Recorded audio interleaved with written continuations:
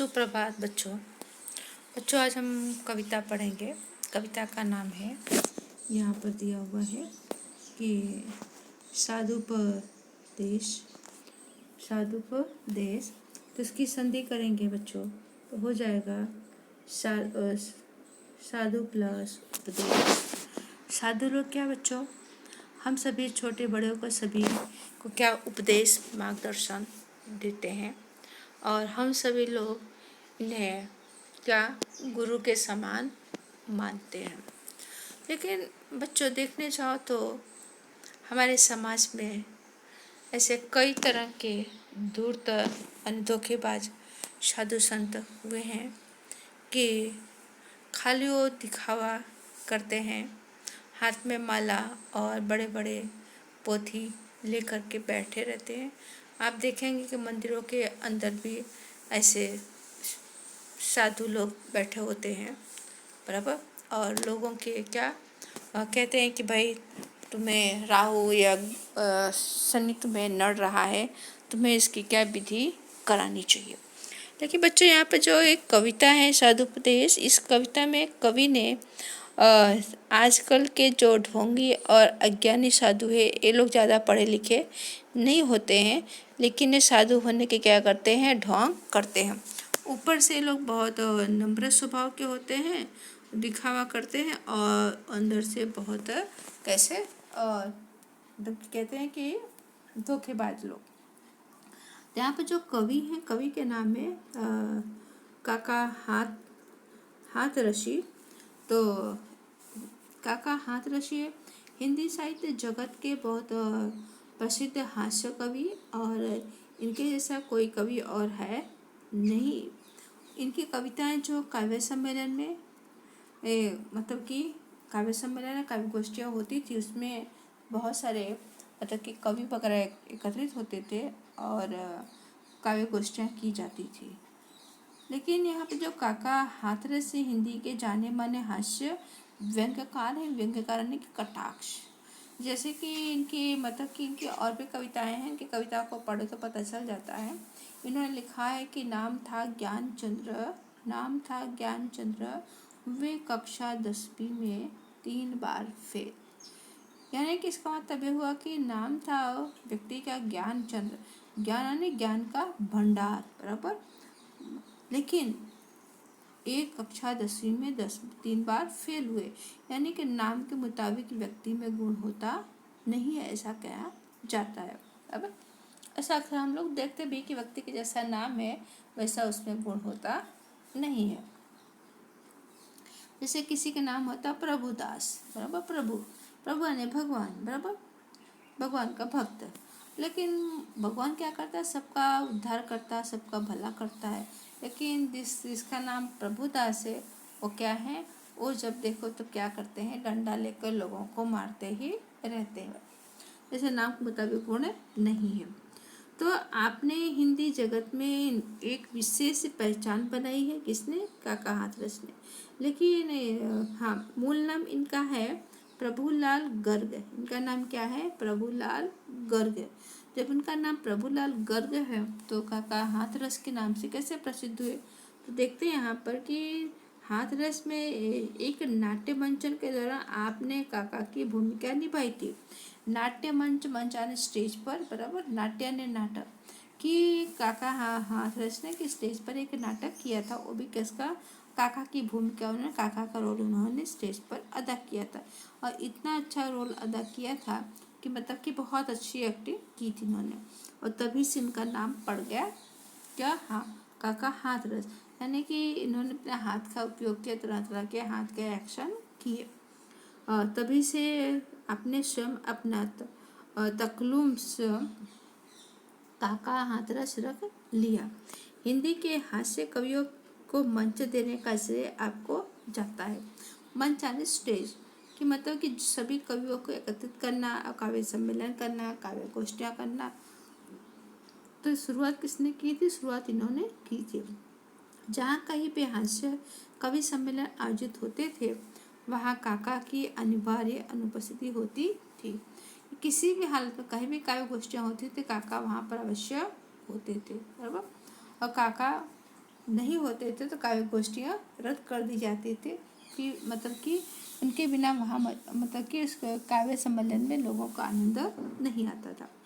आगे देखते हैं हिंदी के सुविख्यात पत्र पत्रिकाएं तथा धर्मयुग, साप्ताहिक हिंदुस्तान, वीणा आदि में आपकी रचनाएं नियमित रूप से प्रकाशित हुई हैं।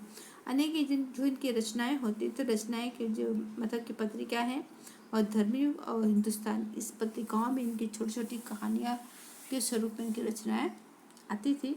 और ये धर्मयुग और हिंदुस्तान तो ये पत्रिका तो मैंने भी पढ़ी, हमारे घर पर भी आती थी। कुल मिलकर इनके 42 अंक संकलन मिलते हैं। इनके जो रचनाएं हैं कितनी 42 इनकी रचनाएं व्यंग्य हास्य के क्षेत्र में इनके जो पुत्र हैं उनका नाम है निर्भय हाथरस का भी नाम प्रसिद्ध है। अनेकी कहते हैं कि जैसा पिता वैसा बेटा, तो पिता के संस्कार किसमें बेटे में आए तो उन्होंने भी वैसे अपने पिता के जैसे इन्होंने भी क्या किया, एक्टिंग वगैरह इन्होंने की। इनका भी नाम काफ़ी दुनिया में है। और उसके बाद फिर देखते हैं यहाँ पर कि हाँ, उसके बाद 1985 में आपको सरकार द्वारा प्रतिष्ठित प्रथम श्री से सम्मानित किया गया। कब? 1985 से। फिर उसके बाद दिल्ली द्वारा प्रतिवर्ष इनको काका हाथरस पुरस्कार दिया जाता है। 1985 इनको सरकार द्वारा उनके सम्मानित किया गया और हर साल क्या होता है, इनको काका हाथरस के पुरस्कार इनको प्राप्त होता है। उसके बाद बच्चों प्रस्तुत रचना में ढोंग करना, दिखावा करना, धूर्त ने धोखेबाज बाबाओं की लीला का चित्रण किया गया है। इस रचना में क्या बता रहे हैं कवि कि मतलब कि ढोंगी और धोखेबाज जो बाबा लोग हैं जो उनकी रचनाओं का यहाँ वर्णन किया गया है कि कैसे कैसे ढोंगी लोग होते हैं। साधुपदेश शीर्षक से तो लिया गया है कि मतलब कि काका हाथरस की रचना है, मतलब कि साधुपदेश और साधुपदेश यहाँ पर भी रख दिया गया है और साधुपदेश में थोड़ा सा अंश हमारे सामने रखा गया है। साधु अर्थात सज्जन का उपदेश होगा। कवि ने व्यंग्य शैली अपनाकर इसे साधु ढोंगी बाबा आदि के प्रति अपना आक्रोश प्रकट किया। आक्रोश यानी गुस्सा कि बता साधु का अर्थ होता है मतलब कि सज्जन, साधु लोग कैसे सज्जन होते हैं और उपदेश देते रहते हैं।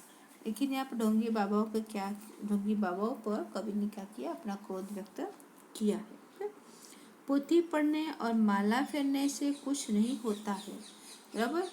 पोथी पढ़ने और माला फेरने से कुछ नहीं होता है बच्चों। ऐसे कबीरदास ने भी कहा है कि पोथी पढ़ हुआ न जग में कोई पंडित, 2.5 अक्षर प्रेम का पढ़े सो पंडित हो। अरे बड़े बड़े ग्रंथ पोथी पत्रा पढ़ के कोई पंडित कोई महान हुआ नहीं है। तो यहाँ पर जो है कवि कह रहे हैं कि पोथी पढ़ने से और माला फेरने से कुछ नहीं होता है। अरे जो ढोंगी बाबा जो होते हैं उनके हाथ में क्या होता है, मालाएं होती है, उनके पास क्या होता है और मतलब कि गीता रामायण जैसी किताबें उनके पास होती है और इसलिए रखते हैं कि जिससे लोगों को लगे क्या है, बहुत विद्वान है, बहुत साहित्यकार, बहुत जानकार हैं। एक और हम राम नाम जपते हैं, गोमुख में हाथ डाल माला के दाने को फेरते हैं। गोमुख यानी कि जिसमें तो कपड़े की बनी हुई और क्या बोलते हैं कि थैली जैसा होता है और उसमें माला रख कर क्या कहते हैं, माला रख कर के उस माला को हाथ से क्या करते हैं, उसको घुमाते हैं, उसे कहते हैं गोमुख माला। आप देखें घर में जो दादा दादी होते, बुजुर्ग लोग होते हैं, कहीं आप भजन कीर्तन में या देखेंगे दो दादियाँ होती उनके पास उसमें उस थैली में उनका माला है, उसे गोमुख कहते हैं। और फिर वे तथाकथित साधु बाबा ना तो ज़्यादा पढ़े लिखे होते तथा लगभग ये लोग का ज़्यादा पढ़े लिखे नहीं होते और ना ही ज्ञानी, इसलिए भक्त द्वारा पूछे गए प्रश्न का उत्तर न देने पड़े, इसलिए तो मौनी बाबा का स्वांग रचाए बैठे रहते हैं। यानी कि जो ये बाबा लोग होते हैं, बाबा लोग पढ़े लिखे भी नहीं होते, इनके पास किसी भी तरह का ज्ञान भी नहीं होता है। कवि कह रहे हैं कि बाबाओं के पास से कोई भी भक्त किसी भी तरह का प्रश्न पूछ ले, उनको उत्तर देना पड़े, इसलिए क्या करते हैं, मौनी बाबा ने मौन धारण कर लेते हैं, स्वांग रचाए बैठे रहते हैं। यानी कि मौन धारण करके ये क्या मेरा मौन चल रहा है, ऐसा लोग क्या करते हैं, नाटक करते हैं। मौन रहकर जीव जगत और माया संबंधी असंगत बातें, मनगढ़ंत बातें किया करते हैं कि मेरा तो क्या चल रहा है, मेरा तो मौन व्रत चल रहा है। इसलिए कहते हैं कि जिनसे किसी भी तरह का कोई प्रश्न ना कर ले। बराबर। अब इसके बाद देखते हैं यहाँ पर जो कविता है, कविता को देखते हैं ध्यान से। हाँ, कविता देखते हैं यहाँ पर कि हाँ, आइए प्रिय गण, आइए प्रिय भक्तगण। बराबर। भक्तगण यानी भक्त लोग, बराबर। प्रिय यानी प्यारे। उपदेश कुछ सुन लीजिए। बराबर। क्या कर लीजिए? उपदेश सुन लीजिए। किसका उपदेश? हित की बातें कुछ सुन लीजिए। किसके पास से? साधुओं के पास से। पढ़ चुके हैं बहुत पोथी, आज कुछ गुण लीजिए। बराबर। कि यहाँ पर कवि कह रहे हैं कि पोथी जैसे बड़े बड़े ग्रंथ और किताबें आज आप पढ़ चुके हैं और आप कुछ विज्ञान के क्या करिए, कुछ गुण लीजिए, यानी कुछ गुण रूपी बातें हमसे लीजिए। बराबर। हाथ में गोमुख माला सदा हिलती रहे, नम्र ऊपर से बने, भीतर छुरी चलती रहे।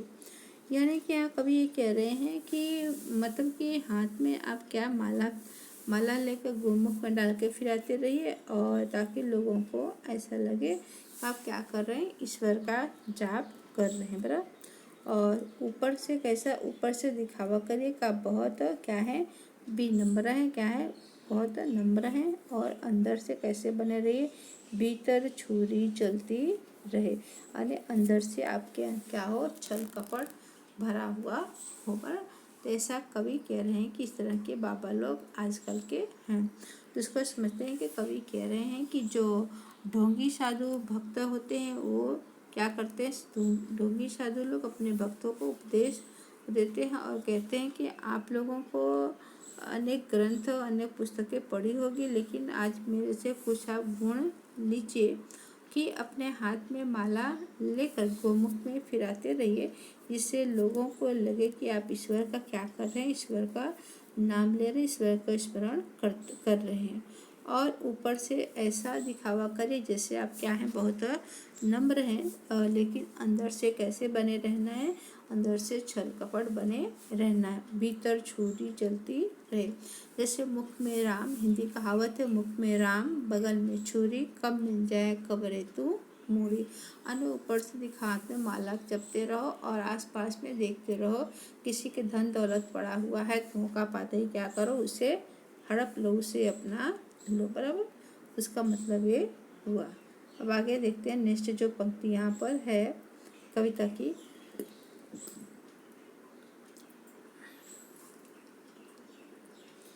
नगर से बाहर बगीचे में बना ले झोपड़ी। कवि कह रहे हैं कि ढोंग करने वाले जो होते हैं, जो ऊपर से दिखावा करते हैं, साधु संतों को क्या करना चाहिए कि उन्हें अपने नगर आने, शहर से बाहर क्या करना चाहिए, कि शहर से बाहर मतलब बना ले झोपड़ी। पर कहाँ बना ले झोपड़ी? बगीचे में, बगीचे के आसपास क्या करे, एक झोपड़ी कुटिया बनाकर उसमें वो रहे। दीप जैसी देह चमके, और दीप जैसी देह चमके मतलब कि दीप आने के जिसे कहते हैं दैवीय मान, दिव्य जिसे कहते हैं, देह यानी शरीर। बराबर। सीप जैसी खोपड़ी, बराबर। खोपड़ी यानी जिसे कहते हैं सिर, सीप यानी सीपी। तो कह रहे हैं कि तुम्हारा शरीर कैसा होना चाहिए, दिव्य तेजमान, और तुम्हारा सिर सीप की तरह चमकना चाहिए, यानी सिर में बाल होना नहीं चाहिए, सिर को पूरी तरह से क्या कर देना चाहिए, मुंडन कर लेना चाहिए। बराबर। और तुम्हारा सिर कैसा, सीप की तरह चमकता रहे। बराबर।